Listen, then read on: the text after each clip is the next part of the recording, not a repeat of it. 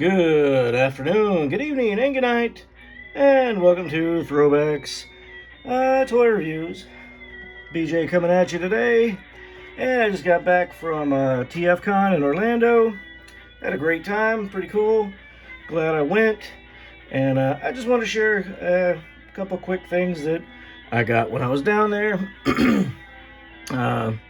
Hopefully not con crud, which could possibly be. Anyway, hope you guys are doing good today. Mainly wanted to do a quick unboxing of a couple things. I got the Transformers the movie Decepticon Air Commander Starscream. Now this is basically G1 Starscream in his animated colors with a cool little picture on the front of him attacking Autobot City before he got his foot stuck in there. And there's the back. Got a little text spec, gibberish, and Transformers the movie. And it's actually got a little bit of exposition. And I do mean a little bit because it looks like a lot, but it's just the same thing translated into a couple different languages. So anyway, moving right along, we're going to take a quick look at him. And I also got the X-Transbots Bond James.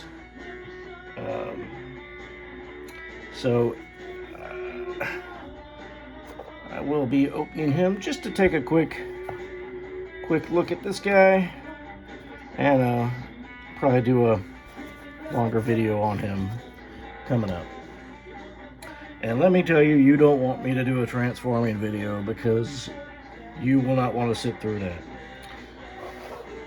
And one cool thing about going down there, met a lot of cool dudes that I watch on YouTube, and a lot of them were very cool. Gave me some swag, some stickers, buttons, cool stuff. And this is Bot versus Con, Bobby and James, very cool dudes. Check out their channel, they're cool. I also met Deluxe Baldwin, Sonny from TM Reviews,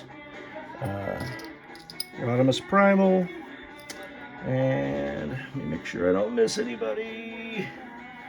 Of course, I met Bob Budiansky, who was one of the heavy hitters of Marvel back in the day, and some other comics, of course, but you might recognize his name. He did a lot of the writing for the original Transformers Marvel comic. And he did a lot of the backstories for the characters. And also, he made up a lot of their names. I think he made up Optimus Prime's name. I think he did. Not 100%. But I know he did make up Starscream's name. And that's who we're going to look at today.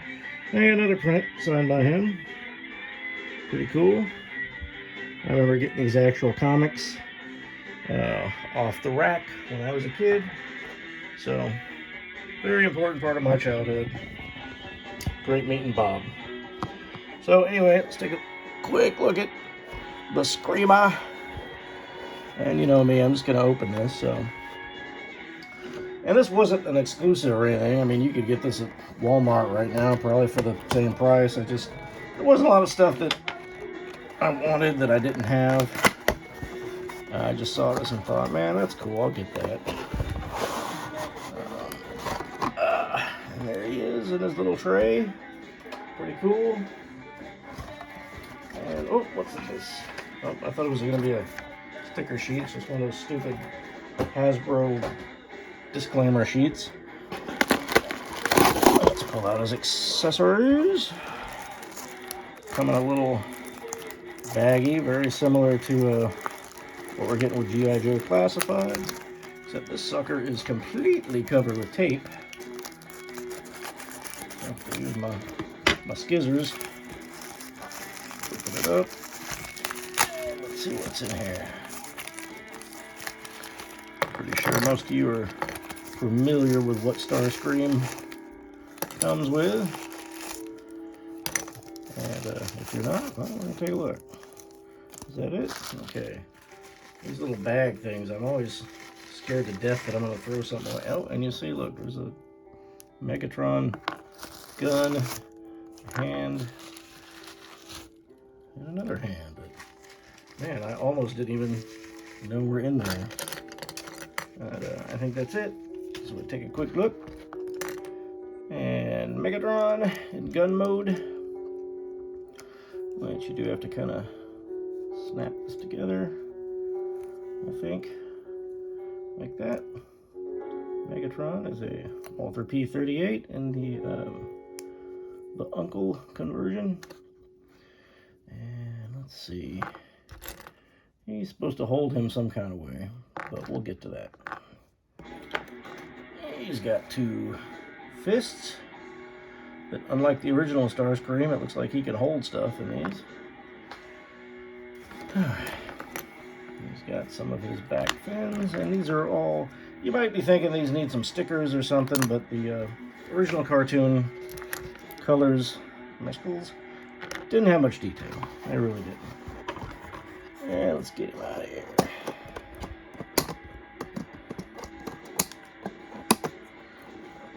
And I know I could just rip him out, but I don't have all day. So you guys will have all day.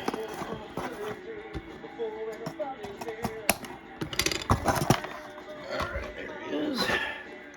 Kind of seems to be the way we get Transformers these days, kind of halfway transformed and whatever makes it easiest to put in the box.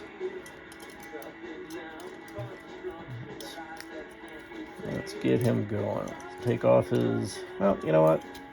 Let's first transform him into his jet mode. And my first impression is that he feels very good. If you've held a lot of actual vintage Transformers, you know they are wiggly, waggly, rickety, kind of falling apart.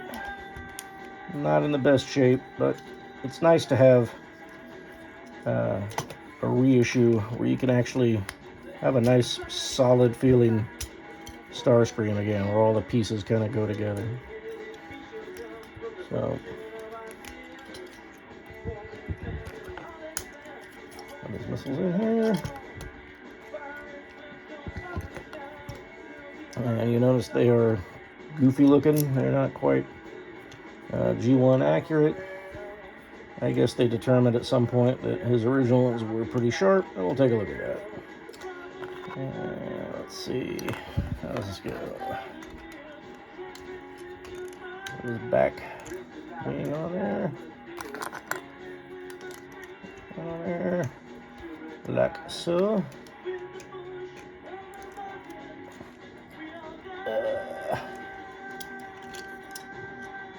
Alright, come on.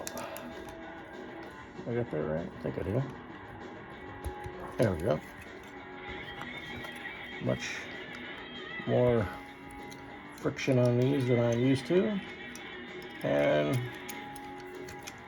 golly, those missiles look ridiculously oversized, but there he is in jet mode. He looks very good, or at least as good as he did in 1984 in the cartoon. And I feel like I miss, oh, yep, haha. I'm missing his landing gear. And I can see his little face under there.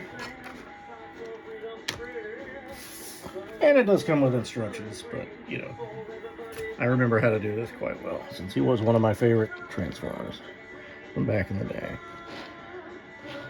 And he kind of rolls okay.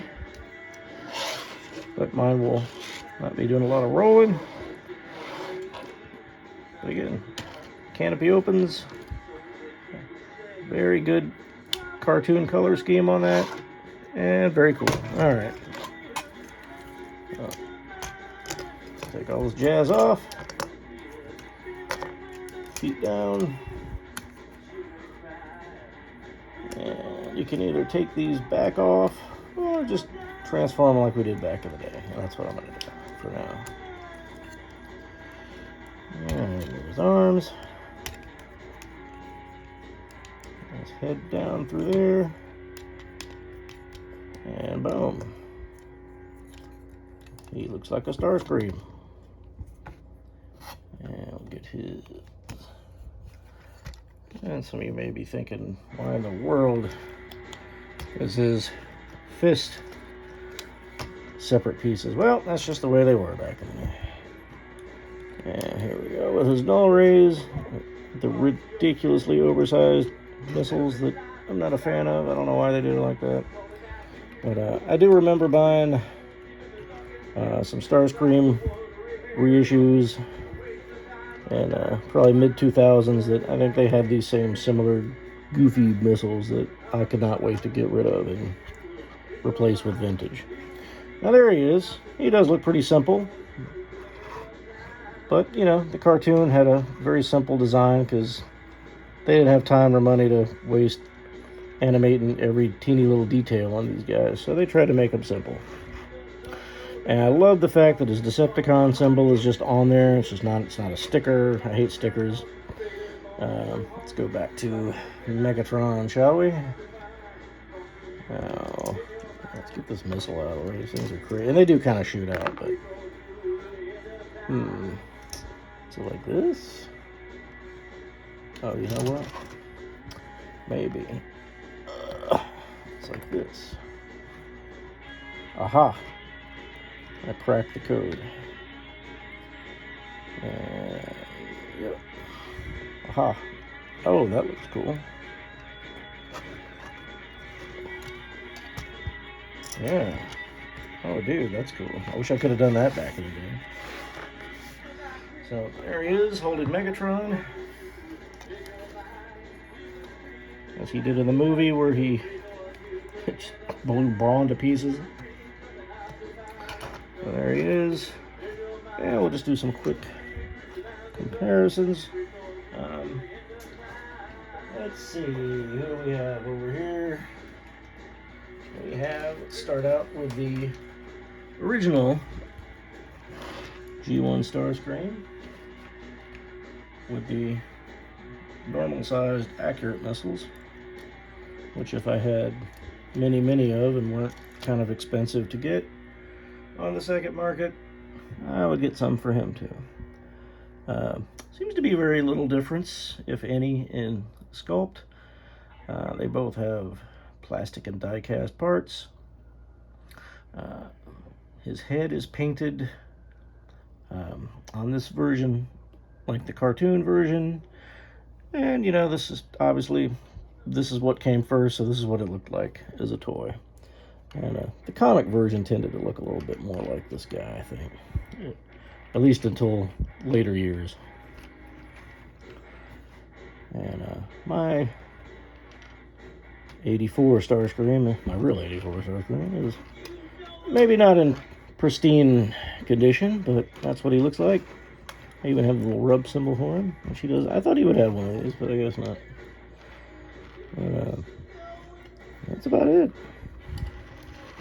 And I would pick this up for about 25 bucks, which, you know, when you're going around a con where everything is hundreds of dollars, that's not a bad deal for one of your favorite characters. And let's do some other comparisons. Here he is with mainline Starscream. I forget what he's called, Siege or whatever. And there's another modern Starscream, the RED line or Red line, which, you know, I wasn't a super fan of. Not because it didn't transform, I don't care about that, but the figure itself is just, anyway, we could talk about him another day.